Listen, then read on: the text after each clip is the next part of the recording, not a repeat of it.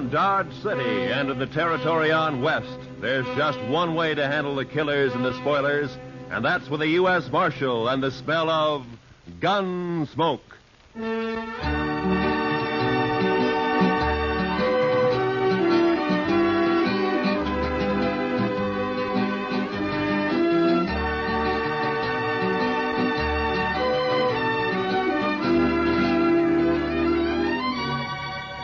Gunsmoke, starring William Conrad. The story of the violence that moved west with young America. The story of a man who moved with it. Matt Dillon, United States Marshal.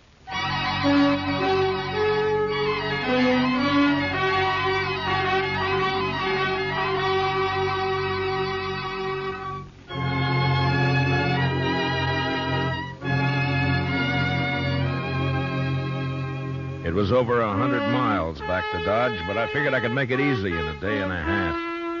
I'd been in Hays City as a government witness in a murder trial, and I was anxious to get back. So I rode out of Hays one morning a couple of hours before light.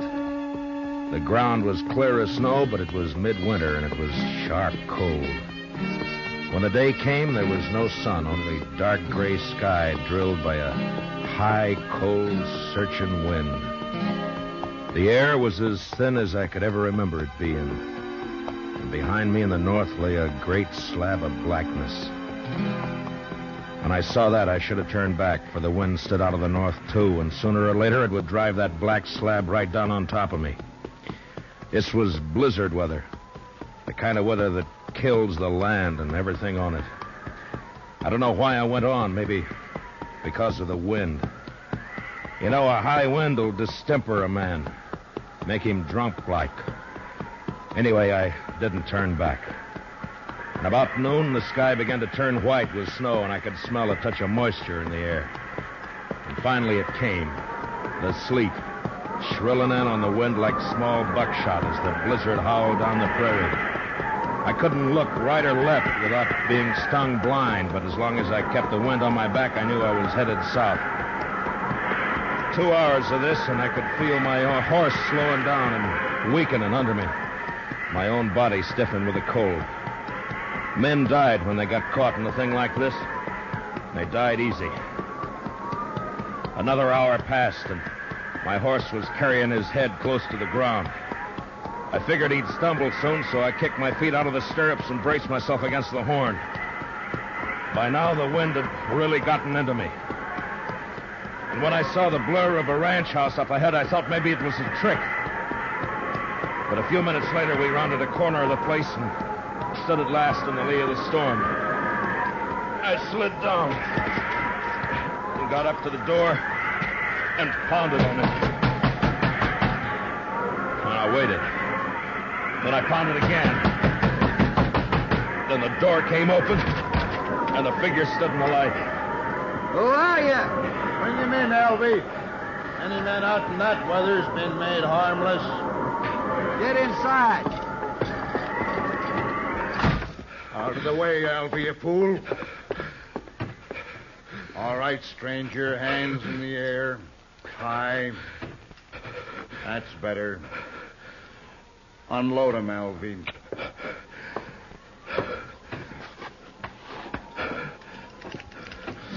Nice gun, Hack. Real nice gun. Shut up. Now, take him down, stranger. You can come up to the stove now, but don't try nothing. I'll cut you in half with buckshot. He was a burly man with flushed cheeks and a wild red beard and a great shock of red hair. Even his hands and fingers bristled with it. He sat on a stool by the stove, a shotgun across his knees. And his eyes never left me. The other one, Alvy, had a body of an underfed boy, but he was completely bald, and his skin was tight and dry. He looked like a naked skull. And his eyes... well, something had touched Alvy. You look half froze, stranger. You must have wanted something real bad to go out in weather like this. I never saw him around here before, Hack. He's a stranger, Alvy. He don't belong around here. Of course, we don't know anybody, but I seen a few, and I never seen him before. Maybe he's seen you, Alvy, somewhere. Not me. He never saw me nowhere. How do you know that? Maybe he was just looking for some cows and got lost in the storm. You're just a kid, Alvy. I always said you don't know much. Belle! Belle, get on out here. She was a pretty girl, but with a dark, half-wild look that I'd never seen before in a woman. Her eyes jumped from man to man and then came to rest on me, fixed and curious. And then after a moment, she looked away and moved into a chair across the room. Supper ready, Belle? It's awful cold out. You recognize him, Belle? You ever see him before? Nope. You're sure now? Maybe Hayes City. Maybe you saw him up there sometime. I don't know him. You sure? Yes. If you're lying to me, you know what I'll do to you. I never saw him before. He come in here half froze, right out of the blizzard. Must have been looking for some cows and got lost. Shut up, Alvy. We don't know what he's doing here, Belle. Why shouldn't a man get out of the storm? Even in here. That's enough. All right, stranger, we never saw you before. We don't know who you are. And as soon as I think you're lying, I'm going to blow a big hole in you. What about my horse? I'd like to put him in the barn if you've got one. Alvy? Oh, now, Hack, I ain't going out there. I'd freeze. And the horse will freeze if you don't. It's his horse. We might need it. Go on, Alvy, before I get cross. All right, I'll go. I don't know why that horse is so important.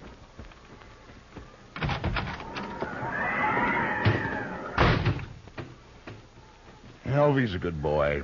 He'll put your horse up. Thank you. Supper's about ready. Leave it. I want to talk to our friend here first. Maybe we won't have to feed him. Potatoes will get mealy. They better not, that's all. I'm right curious about you, mister. I've noticed that. I'll blow your guts all over the wall. You make fun of me. Don't get me mad, mister. I got the shotgun. The meat'll be boiled to shreds if we don't eat soon.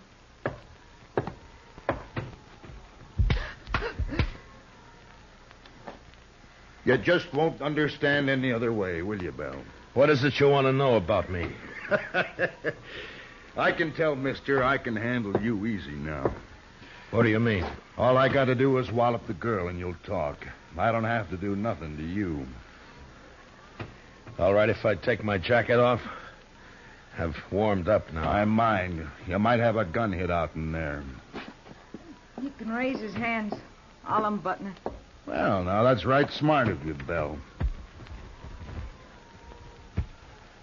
Oh, I'll hide it. No, leave it be. Belle. Come over here, Belle. Drop the jacket, Belle. Now hold out your other hand. Now open it, Belle. Open your hand.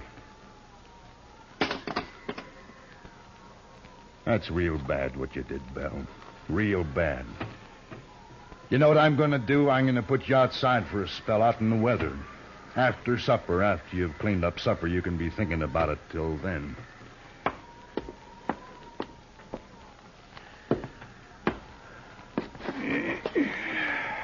United States Marshal. You're in bad company, Marshal. You shouldn't have come here. Oh? It looks to me like I sort of struck gold coming here. Now, why do you talk like that, Marshal? I still got the shotgun. Let me get that stove. Seems like it's getting colder and colder. You didn't see any sign of nobody outside, did you, Alvy? What? Who? Somebody might have come along to cover the marshal here, it's all. Marshal? What marshal? Me. I'm a marshal, Alvy. Shoot him, Hack. Shoot him. Shut up and answer me. Was there sign of another horse, footprints, anything like that? Oh, I didn't see nothing. Maybe you didn't look. Would I have walked in here the way I did if I'd been after you people? Maybe your head got muddled with the cold. Where'd you ride from, Marshal? Hayes City. Left there this morning. It was a fool thing to do with a blizzard coming up. Maybe. Did you think you could get the jump on us easier in a storm? Was that it, Marshal? Yeah. You knew we'd be trying to keep cozy in here. I'm curious, Hack. What are you and Alvy on the run for? Don't you tell him, Hack. I don't trust him at all. Alvy, it'd be mighty dull without you, boy. Don't laugh at me, Hack. Now stop it. I don't like laughing. You know that, Hack. And don't you do it no more. I got ways. Yeah, I seen you and your ways. But don't try 'em on me, Alvy. Maybe I won't. Look, Alvy, now you don't understand. It's all right to tell the Marshal about us. He ain't going nowhere.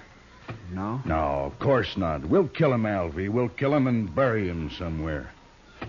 Oh, sure. Now, why didn't I think of that? 'Cause I do the thinking for us, Alvy, that's why. Now, what was it you like to know, Marshal? Stop playing games, Hack. Me and Alvy are wanted for murder. Up in Cheyenne, Wyoming. Seems a mite unfair, though. We didn't aim to kill nobody. It just happened that way. We was robbing a bank. Yeah, and a couple of the people there wouldn't do what we told them, so Alvy used his knife on one, but it just made the man holler. You could hear him all over town. And we had to shoot our way out after that. Must have killed 3 or 4 people. I know I killed 2. Worst of it was, Marshal, all we wanted just then was some money. We didn't care about killing anybody. But you know how it is, Marshal, when you're robbing a bank and all. Yeah, sure. Now, I don't suppose you do it that. Anyway, we're wanted for murder, and we didn't even get any money. Nary a dollar. So we rode out here and lighted for a spell. I see. What about Belle? And whose place is this, anyway? It's my place, now that Pa's gone. You mean you were living here alone? No. They killed your pa, is that it? Yes. How long ago? I don't know. Maybe a month. Yeah, it's been about a month, hasn't it, Alvy? 35 days. There, you see. Alfie always knows just how long everything's been. No, that's fine. Tell me what you do with him. Who? The old man. Oh, we buried him out back. Couldn't afford a funeral. Could we, Alfie? Hack, we told him that. Now let's shoot him. No, I've been thinking it over. People in Hayes City know he started for Dodge, and when he don't show up, they might come looking for him. But you said we'd bury him, Hack. That's what you said. Yeah, that's right, but we can't bury his horse, too. Not in this ground. It's froze solid. And if we turn the horse loose and they find it and can't find the marshal's body, then they'll suspect something. You're pretty smart, Hack. Too bad you don't know enough to stop killing people. Too bad for you, anyway. Well, what are we going to do, Hack? I'm getting hungry. That supper won't be fit to eat. Shut up! One more word out of you, Bella, and I'll whoop you good. Come on, Hack. I'm really hungry. No, listen to me, Alvy. Now, my idea is to knock the marshal on the head and throw him outside to freeze. Now, he'll keep real good that way. And when the storm breaks, we can carry him off 20 miles or so and dump him on the ground. Look like he got throwed and hit his head and froze. Oh, that's fine, Hack. That's just fine. Then we'll break his horse's leg, make it easier for them to find him. You just don't care about anything, do you, Hack? Just me. Sometimes, Alvy. Sure. Me and Hack are friends, ain't we, Hack? Of course, if it don't want snowing, we'll have to think of something else. Can't leave tracks for them to follow back there. Oh, Hack, ain't we going to kill him now? Well, sure we are, Alvy. I didn't mean that. Let me hit him, huh? You keep the gun on him, and I'll get up behind and hit him. There was a branding iron around here somewhere. I'll hit him with that. Hack, you've sunk pretty far, but I'm sort of wondering just how far. What do you mean? I'm wondering if you're low enough to kill a man before he's been fed. Here it is, Hack. Here, see? I found it.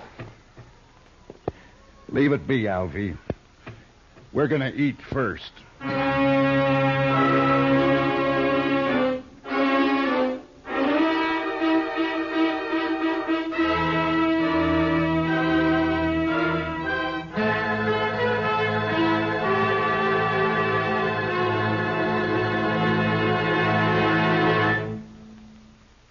We will return for the second act of Gunsmoke in just a moment. But first, this Sunday night, Lionel Barrymore is your host and Joseph Cotton the star on Sunday Night Playhouse's gripping historic drama based on the life of Peter Marshall. Hear how a Scottish immigrant lad rose to the position of chaplain of the United States Senate. A story you'll agree is far more fascinating than fiction. Remember, it's tomorrow night when Lionel Barrymore introduces another Sunday Night Playhouse on most of these same CBS radio stations. Now for the second act of Gunsmoke.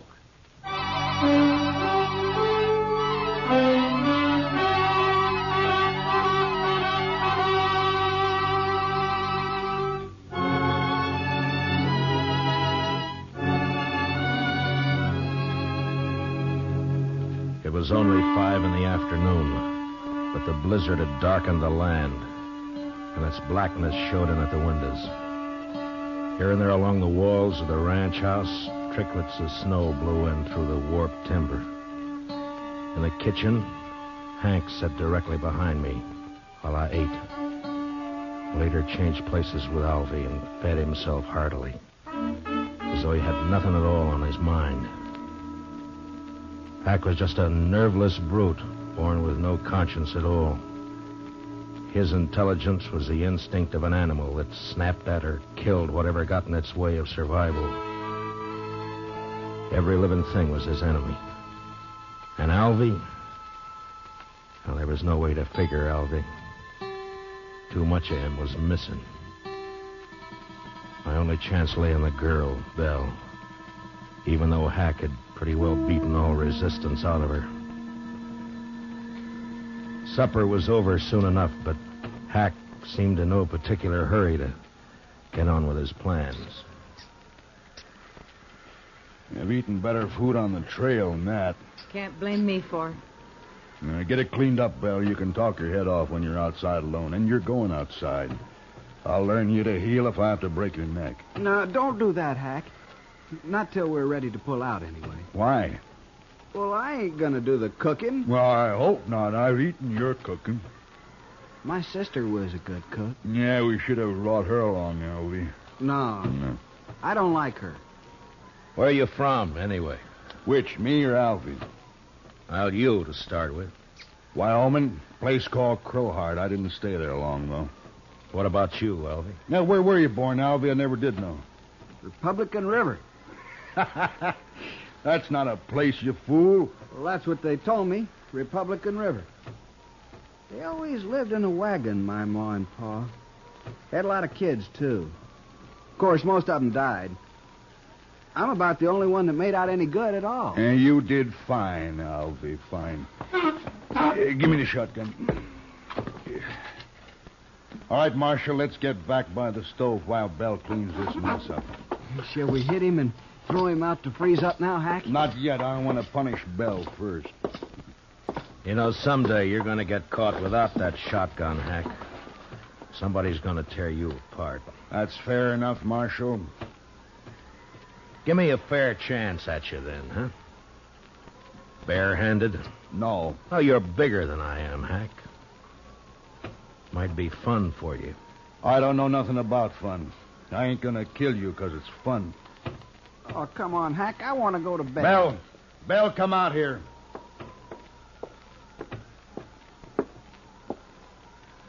Get outside like I told you. And don't open that door so wide you'll blow the lamp out.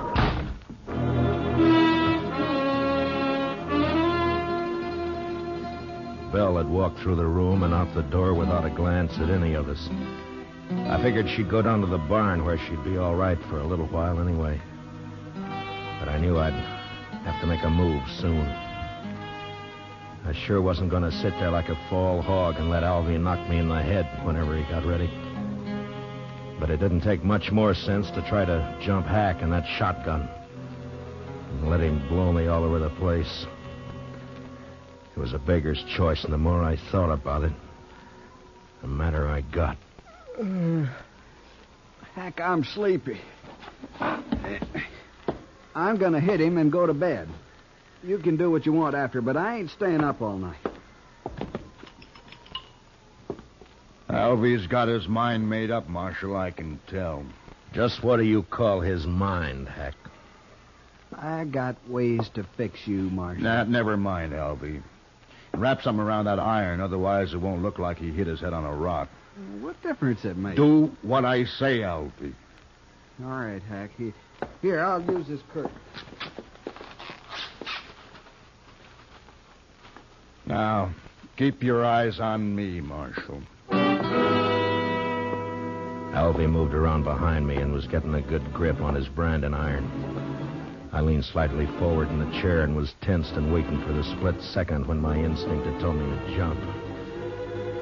And then suddenly the door was flung wide open and the wind roared in, almost lifting the room as it came. The lamp flared and then went out as I plunged sideways from the chair. Did you hit him, Albie? Did you hit him? You bloody fool. Don't you try nothing, Marshal. I got some more shells right here. Don't you move now. I crawled across the room and was out the door before Hack could reload. In the snow outside, I stood up and turned to find Belle waiting by the side of the door, a pitchfork in her hand. I couldn't see her face very well in the dark, but I could tell she was shaking with cold. I reached out and took the fork from her and then flattened myself against the wall and waited. I was afraid it was you he shot. That was a smart trick, Belle, throwing the door open that way. He shot Albie, didn't he? Yeah. Good. I think he's found out I'm not in there. What are you going to do? Wait. Marshal. Marshal. I'm going to kill you and the girl both now. I waited, praying he'd come through the door before my hands got too cold to hold the pitchfork. And finally, the barrel of the shotgun appeared, waist high, and began to poke its way around in our direction. It was stupid of him, but a man behind a gun often gets a false sense of power. I let him shove it out 3 or 4 inches, and then I slammed down on it. Then I jumped into the room. Hack tried to club me with a gun, but he missed. And I got in under him with a fork and lifted him off his feet. And he struggled for a moment like a speared fish and then went limp. And I let him fall. One of the prongs had reached his heart.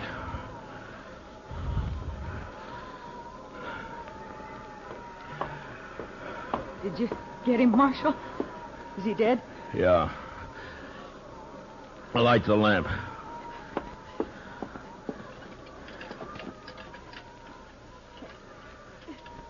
I can't do it, Marshal. My fingers are too stiff. Here, I'll do it.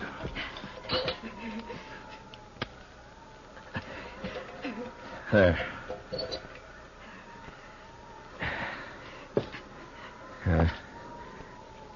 Quite a mess in here. Why don't you wait in the kitchen, Belle?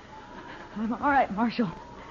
But I can't help you much till I get warmed up some. Well, then, you stay by the stove, huh? I'll lug these people outside. Thank you, Marshal.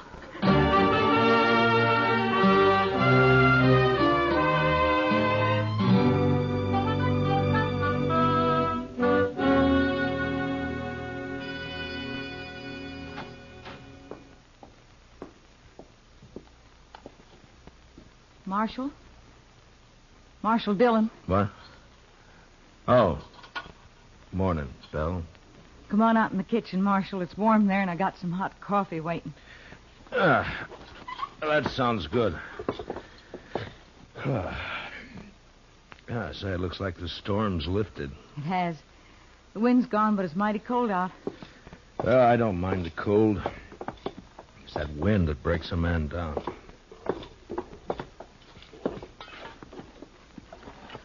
There. Get some of that in you.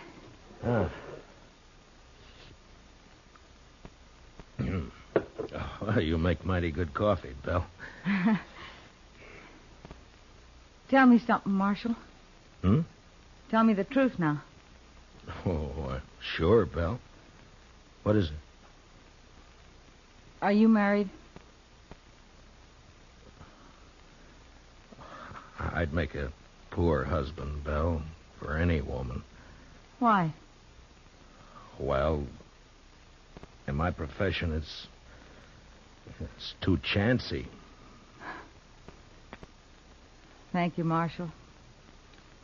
Thanks for putting it that way. Now, Belle, I didn't mean... Forget it.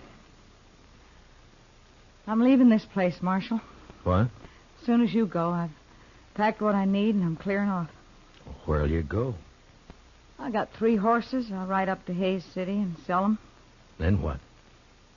I'll buy some pretty clothes and I'll find a place. Won't be hard after this. I wish I could help you, Belle. You have. Oh, but I mean... I can take care of myself, Marshal. I just want to get away from here, that's all. Sure. I'll stop at the nearest ranch and tell the men to come over here and take care of Hack and Alvy as soon as it warms up. Whatever you like, Marshal. Well, goodbye, Belle. Goodbye, Marshal. Look me up in Hayes City next time you're there. Sure. Sure I will. But, Belle, don't let all this make you bitter. There are a lot of good men in the world. So they say. So long, Marshal.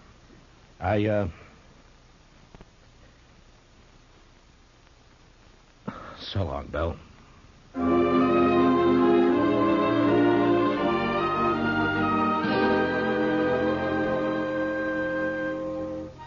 A few minutes later, I'd saddled up and was on the trail to Dodge. The sky was low and a slate gray all over, but there was no wind. The blizzard had gone, leaving the land still and white and bitter cold. There wasn't a sign of life anywhere. It was like riding through a vast tomb.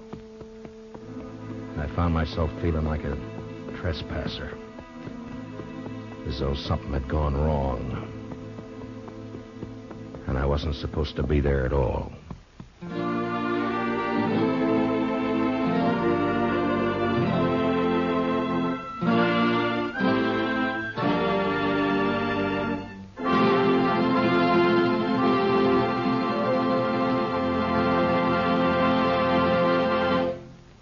Gunsmoke, under the direction of Norman Macdonnell, stars William Conrad as Matt Dillon, U.S. Marshal. Tonight's story was specially written for Gunsmoke by John Meston, with music composed and conducted by Rex Corey. Featured in the cast were John Daner as Hack, Harry Bartell as Alvy, and Vivi Janis as Belle. Gunsmoke is heard by our troops overseas through the facilities of the Armed Forces Radio Service. Join us again next week as Matt Dillon, U.S. Marshal, fights to bring law and order out of the wild violence of the West in Gunsmoke.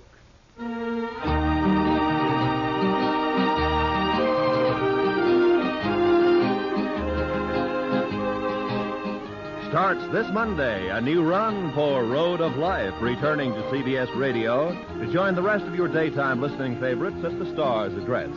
Road of Life, telling the day-to-day story of surgeon-scientist Dr. Jim Brent, will keep your interest at a high point every Monday through Friday on most of these same stations. Remember, starting this coming Monday, Road of Life in its 16th year will be heard again on CBS Radio. Roy Rowan speaking. America now listens to 105 million radio sets and listens most to the CBS Radio Network.